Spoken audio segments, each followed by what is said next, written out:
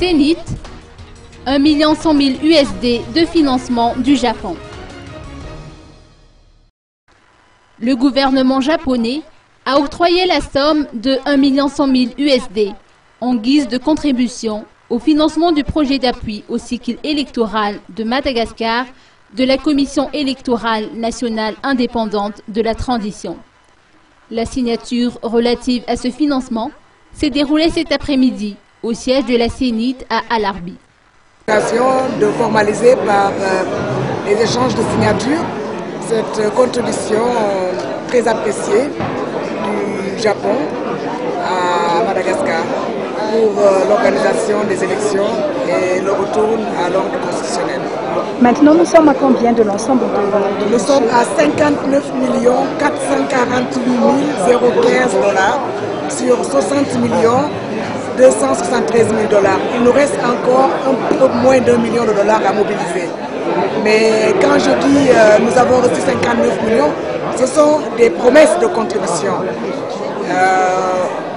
Je suis toujours d'avis que les autres partenaires qui ont encore l'intention de participer au financement peuvent le faire à tout moment.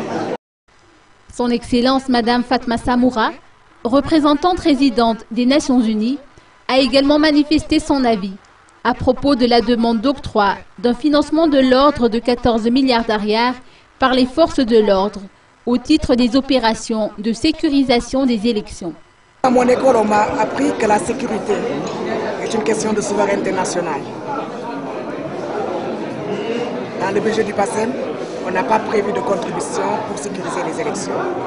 C'est la responsabilité du gouvernement malgache de s'assurer que le 24 juillet, tous les malgaches soient en mesure de voter et que le retour des urnes au niveau de la Cour électorale spéciale puisse se faire dans les conditions optimales.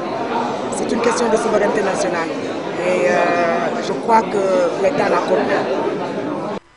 Dans cette même perspective, une délégation de la Zénith, sous la houlette de sa présidente Béatrice Atala, a effectué un inventaire dans le district de Tolangar, région Anous, la semaine dernière.